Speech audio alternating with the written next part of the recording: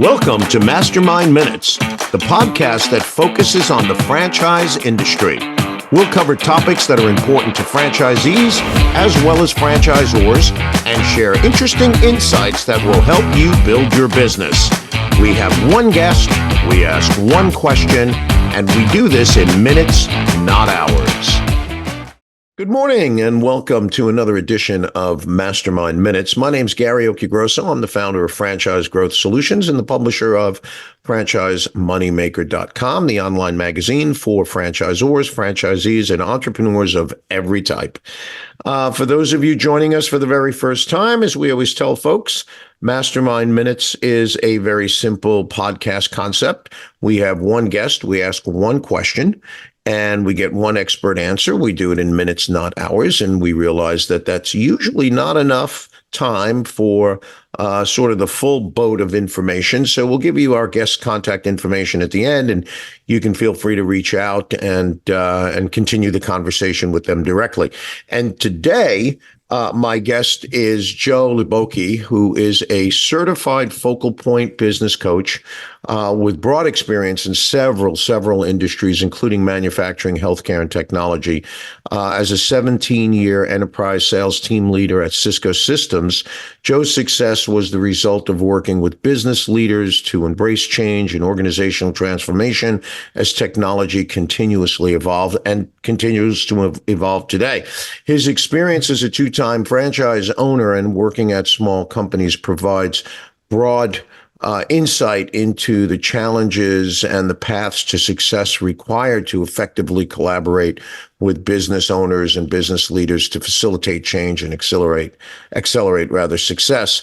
Very important piece, running small businesses and, being of the right mindset and, of course, having the right tools at your disposal definitely sets franchisees and independent operators up for success. So, Joe, I'm very excited to have you with us today. Before we get into the question, tell us a little bit more about yourself and about FocalPoint coaching, and then we'll get into the question. Sure. Happy to be here, Gary. Thank you very much. My name's Joe Hliboki. I've got a lot of experience in a lot of industries over a lot of years. And what I found through that experience is one of the most rewarding things that I did was coaching and mentoring new hires as they came into Cisco and got filtered onto my team and got their first field experience and things like that. So that was a lot of fun. And at this point in my career, that's what I want to continue doing, is helping people grow and leveraging my experience and my knowledge to help other people with their careers and with their businesses. So basically, as a certified FocalPoint business coach, what I do is I work strategically with franchisees focusing on their business, so they have more freedom to grow and innovate and balance their lives. And that's where we start. Basically, as a business coach, there's three things that we bring to the table. We bring awareness, we bring action, and we bring accountability. And those are things that are challenging for an individual business owner to tap into on their own. So that's part of the value that we bring into the equation. Yeah, and I'll tell you that makes a lot of sense, and we're going to talk about that because that's sort of the pre-frame or the thesis of the question here today, and that is, and because a lot of folks, I have to think a lot of folks aren't that familiar with business coaching. I mean, maybe we're familiar with turning on the TV set every once in a while, and we see Tony Robbins doing a thing, or Les Brown or something like that. But those to me are very motivational, and that's good. But at some point it comes down to the nuts and bolts. How do you do it? So I guess for me the question is how, and we'll sort of keep this to franchising. I'm sure it applies at a broader level, but from a franchise point of view, how does a business coach help a franchisee build their business in a better, more efficient way, giving them more time and money at the end of the day? Yeah, I think really, Gary, the first question is, where is the franchisee coming from? And a lot of times they're coming into that business from a technician perspective, right? So somebody who was a spin instructor might buy a spin studio, or somebody that was in the food industry may buy a food franchise, something like that. So they come in at the technician level. And if you're familiar at all with Michael Gerber's book, the E-Myth Revisited, which is a great book, and every entrepreneur should read it. And it explains a lot of things about why entrepreneurs fail. And one of the challenges that entrepreneurs have as they come through the door is they've got that technician experience, but they may not have the management experience, and they may not actually have the entrepreneurial perspective to really take a business and grow it the way they need to. Mm-hmm. So that's where a business coach comes in. We kind of teach franchisees a lot of the things that they don't know that they don't know. And a lot of that comes down to like simple business acumen. And so we start teaching them about strategic planning and building more, stronger and more productive teams, how to grow their business, how to set and achieve goals, how to improve their communications, right? We provide the accountability, as I mentioned before. And then the other thing that we do is we bring an outside experience and perspective to their business that can help them get new ideas on how they can grow that aren't going to come from within themselves. Mm-hmm. Well, yeah, and that makes a lot of sense. By the way, you're preaching to the choir when you're talking about Michael Gerber and the E-Myth Revisited. I think I mentioned to you before the program started, or on one of our other calls, that that is a required reading book for a course that I teach at NYU as an adjunct. I just think the book is that important. And I often, and I met Michael a couple of years ago, I refer to Michael as my mentor by virtue of that book, because everything that I do, everything that I've built, everything that I coach my clients, my franchisor clients on or consult with them is all based on a lot of what's in that book. So I couldn't agree with you more. From a practical point of view, if you're giving them coaching, does this, at any point, have you found that this might interfere with what the franchisor is doing with the franchisee in terms of coaching them, or are they two separate issues? That's a great question. I see it as two separate issues, because a lot of times what the franchisor is interested in is setting up their system, right? They've got a system, they've franchised it, and they want people to follow their playbook, right? Mm-hmm. And that doesn't really include teaching the other things that there are to learn about business cycles and business acumen and management skills and positive mindset, things like that. So, those are the types of things that a business coach is going to bring to the table for a franchisee that aren't necessarily going to come from the franchisor. Now, some franchisors have business coaches built into their organization. Mm-hmm. There's that much value, and some mandate that their franchisees have business coaches. So the value and impact of business coaches is pretty well proven among franchisees at this point. Mm-hmm. So, and that's interesting. So there's sort of two things there. So first of all, what does the coaching sessions, what do they look like? And what I mean by that is, are they one-on-one? Are they group? Are they virtual? Are they in person?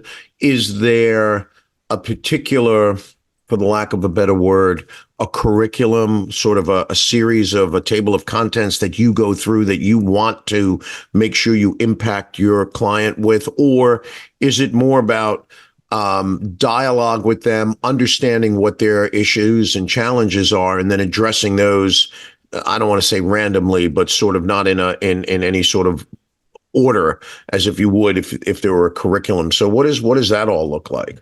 Yeah, a couple answers there. For the first part, yes. As far as the format goes, it can be one-on-one, it can be group, it could be virtual, it can be in person, depending upon location. That's, logistics. That's all fine. We can do that. Now, what I really do is I ask the questions that business owners, franchisees avoid asking themselves. Okay, like what? Well, so you get into those challenging type questions about, it could be with personnel. How do I get my team to become more effective? how do I individually manage my team more efficient, manage my time more effectively, so I can maintain a work-life balance. Things like that is, Mhm. the common way. Um, and then what was the second part of your question? There Well, was I guess, yeah, no, I think you answered a lot of it, but I guess I'm thinking, are topics in modules, and you go through specific modules, or do you understand their challenge, pick a module, address it, then there's another conversation, maybe you pick a module and address it, that it's not in a specific order? Because, well, let's just leave it there. That would be my Yeah. question. Is it modularized and is in a specific order, or is it sort of compartmentalized where you pull it out and address the issue that your client is giving you? Yeah, we have a proven methodology that basically works from the foundation of the business, where you're gaining the clarity basically on why you're in business, what your mission statement is, what your culture is, who your ideal customer is. You start there, and you understand that foundation, and then from there you take a look at the effectiveness of the business, what systems you have in place. In franchisees, a lot of that is already in place for them, so that's not that much. But then you get into the growth aspect of the business and how do you grow the business? And then you get into the sales training aspect of it, and how, now that everything's in place and this business is in a perspective where you can scale and grow, how do you get those sales to reach, your ultimate goals? And then there's leadership training on top of that. So that's the basic sequence that we will go through, and there's tons of modules. And yes, once we get a baseline, working with a client, and by a baseline, I'd say we'll go through behavioral skills, we'll go through the why they're in business, their areas of excellence, and their constraints. We'll talk about that, and we'll set up some key performance indicators, some key results indicators, so they have a little dashboard to be able to monitor their business, because a lot of people don't take the time to do this. Mhm. And that's basically how we get started. And then from there, based on their individual needs, if leadership is something that they need to look at, we can go right into leadership. If sales skills is something that they need to look at, we can move around and customize based on the individual's needs. Okay. Now, one other thing that I wanted to mention that I think fits really well into the franchisees, because a lot of them may not be looking initially for a business coach right out of the pocket, would be a group session that we do. I do a group class that's well prepared, that is basically an entrepreneurial growth course. And what that does is that touches on behavior, mindset, strategic planning, metrics, customers, marketing, sales, and their constraints, all on an 8-week program on a week-by-week basis. And that's a great way for the franchisee to take a step back from their business and get some clarity on what they're doing. And then also it gives them the perspective to start doing their planning for going forward, to realize, what their goals are, what's realistic, and what their constraints are, and how to overcome them. And it's interesting that you mention that, because that's where I was going to go next in terms of how this relates to the initial question of how you help franchisees. You had mentioned earlier mindset. Just now you talked about mindset, behavior. Someone I know who is a business coach once told me that sometimes there's sort of the off-script conversations where he feels more like a psychologist than a coach, in the sense that entrepreneurs who we all put on our game face, and we all say we're tough and we're mighty and we're ready to go through a brick wall to get to what we want, but many of us at times are scared. What did we do? Gee, I have a lot of money on the line. Am I going to be successful? And there's that sort of self-doubt and questioning, which for me, a huge piece is belief system and mindset. So when you talk about an 8-week program for entrepreneurial coaching and sort of these sessions for that, what are some of those things? And do you find yourself sometimes where you might feel like, I'm going to date myself and use a term called a Dutch uncle, where you're sort of giving someone advice more that's on a personal level in terms of how it impacts their life and how it could impact their business, but it's more about them than their business? Yeah, it's a very good point on that. And yes, that happens a lot because as a business coach, if I'm really working with a client, right, this is a fit type business. You don't sell coaching. It's trust, it's relationship, right?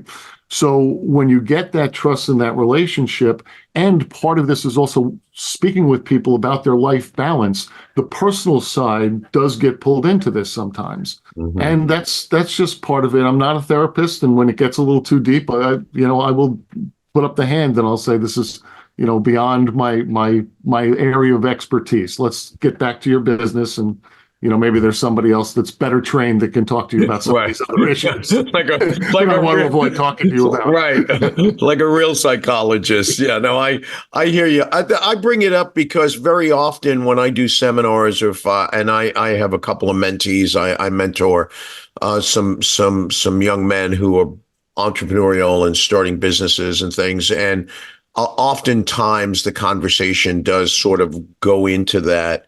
Hey, where it's self-doubt. Can I do this? Do you think I can do it? And it's that sort of stuff. And I think that belief system is such a big part of execution on a business strategy.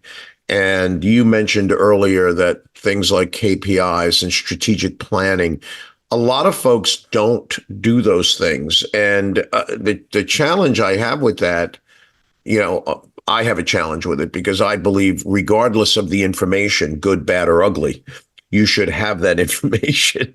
So you should have a plan, you should execute on the plan, and then you should monitor it. And I think Jim Collins, who wrote Good to Great, I think I'm probably paraphrasing here, but I do remember there was a concept that he talked about where and this, of course, was in collaborative efforts where you discuss, you decide. So you create your plan, you decide what you're going to do, you execute, and then I think the word he used was autopsy. So from a coaching point of view, is that process something that you find valuable where, hey, let's think about it, let's decide on a plan, execute, and now reevaluate, and then go fix what's wrong? Is that part of what you're doing? Absolutely. There's one word that you're missing in that equation, though, and it's the accountability, because that's extremely powerful in the relationship here. Is Hmm. just by nature, people, when they're working collaboratively with you, don't want to disappoint you, and that's extremely powerful in the coaching relationship. Hmm. Is you get to that point and you're joining arms, and now you're going down the path of success together, Yeah. right? And that helps motivate them to want to be more successful than they would on their own. Yeah. Yeah. No, I agree. And you mentioned earlier about leadership. So to me, leadership is about taking ownership of certain things, holding yourself accountable, as well as other team members who sort of sign off that they're gonna, bring a deliverable to the table, and then they either do or don't. Leadership, how big a part or how big a role does leadership play in your overall coaching, uh, when you're working with someone that's running a small business that might be dealing with employees that are, maybe minimally skilled, maybe they're young people, they're part-timers. I'm sort of relating to the fast food business or the fat, quick casual restaurant business, which is the pond that I play in. But I think leadership is a very important piece. So what sort of coaching in the leadership area, and what sort of challenges have you faced with people who just either are reluctant or they don't get it? Like, I'm sure sometimes it's not always you say something and they do it. Right. And that's a great point. There's two ways, really, two avenues with leadership, right? One is with the business owner, and that's helping them be a leader. As they're working their way up the stack from being a technician to a manager to a true entrepreneur, they need to be nurtured to be managers, right? And to be leaders. And then the other piece of that equation is the fact that as the business grows from within, the owner's going to have to find people to delegate to, and he's going to have to nurture those people as leaders. So that's another avenue where you're building leadership within even a small organization. Yeah. Yeah. I will tell you personally, one of my greatest challenges going back to the E-Myth, so to speak. And for those of you who have not read the E-Myth Revisited, please go out and get a copy. By the way, if you've just joined us, we're speaking with Joe Hliboki, who is a business coach with FocalPoint Business, and we're talking about the value of business coaching. But I would tell you that one of my flaws amongst many, okay, it was, and I'm learning. I'm 66, so I'm still learning. Is delegation. I was always very solopreneur oriented, where I did everything myself, and no one could do it as good as I could, and I needed to do it. And the two folks that I work with, who I refer to as partners in the business that I'm currently in, they're extremely good at organizing and delegating, and I'm not. So from a delegation point of view, if you get a guy like me who is, I don't know, maybe layman's term is a control freak, how do you break me out of that? Because where that kept me in one place for many, many years, is the fact that I couldn't do it as my business grew. And today I would never be able to do everything. So I had to sort of break out of that. How do you help someone get over that? Because very often that only I can do it or no one can do it as good as me is sort of in the DNA of the entrepreneur. Yeah, the challenge comes down to time management, right? And evaluating how you're spending your time. And it's actually, we probably have 6 different modules that off the top of my head that are all about time management. And I mean, it gets as granular as writing down how you're spending every 15 minutes and going back and evaluating that and applying Pareto's law to it and looking at the 80-20 and making sure that you're doing the proper things and evaluating how you're using your time and constantly getting rid of that 80% of the stuff that's not the best use of your time and delegating that or finding somebody else to do it for you, paying somebody else to do it, whatever. But as you start focusing more and more on how you're using your time and you're becoming aware of, is this a good use of my time or is this a bad use of my time? And you can do that quite honestly by putting a dollar value on the time. Yeah. So go ahead. I'm sorry. I was going to say, so if you're a pizza guy and you own a pizza shop, right? You're an entrepreneur and you're running that. You shouldn't be out delivering pizzas because you could pay somebody $10 an hour to go out and do that for you. Yeah. Yeah. So, it's interesting that you say that because we're about writing it down, which I think is key. You're talking about writing it down in 15-minute increments. I think if you peel that statement back or that onion back, it's really about becoming aware. And people who are dieting, they don't realize they're consuming 5,000 calories a day, but when they start to write stuff down and they realize all that other stuff that they put in their mouth that they never thought about is increasing calories, you can relate that to all of the menial tasks that an entrepreneur is doing that he or she could delegate to someone else is basically loading up their plate with things that are not necessarily the business, but as Gerber talks about, the work of the business. Yep. And that's the impetus. Joe, what last comment, we're kind of coming down to the end here. What last thought would you like to leave the audience with in terms of the importance of a business coach for a franchisee or really any business operator? I would think that just the simple fact that you don't have to be in it alone and you don't have to be just relying on yourself. There are people like myself out there that have broad experience, that have the training, that want to come and help you be better at what you're doing.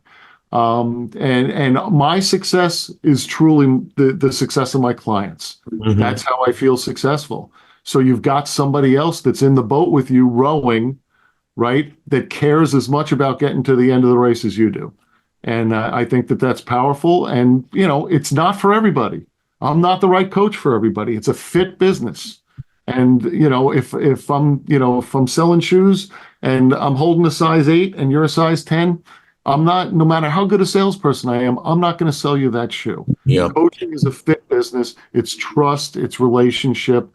And basically to get engaged, we have conversations, and we'll start with a 5-minute, introduction conversation, then maybe a 20-minute conversation about your business. And then off of that, if you're interested, we could do an hour-long strategic business review. And at that point, you'll start to get a feel for the value that I can bring and whether or not I'm a fit for you. And that's how business coaching works. Yeah, I think that's a brilliant way of doing it because it's frictionless and it's not scary. And I think when people are going to endeavor in that, because so many people know so little of coaching, they either have a preconceived notion or the fear of not knowing what it is, maybe prevents them from doing it. So I like the way I remember years ago, a company that I worked with, and one of the things I did was evaluate brands that the company might want to buy. And there was always this conversation that the private equity guys would use. It was called walking people down the steps. You can't you got to go one step at a time. And I love the way you explain that. If people, and I'm sure there are folks out there listening to us who are interested in reaching out to you to learn more, what is the best way? Is there an email address, a website? How does someone, and again, we'll put that sort of in the bottom. It'll be down below here in the link. But how does people get in touch with you? Best way to get in touch with me is email. Pick up the phone and call me, and I'll answer the phone and we can have a conversation. Simple. Okay. And where can we email you? jhliboki at FocalPointCoaching.com. Okay, great. And again, folks, that will be in the bio, as they say on the on this podcast. Well, Joe, thank you very much for being with us. I mean, I could talk about this for hours. I think it's that important. I'd love to have you back on and maybe talk about some success stories and maybe some not so success stories that people can sort of, connect with and really understand more about what you're doing. So thank you so much for being with us today. I truly appreciate it. My pleasure, Gary. It was a great time. Thank you.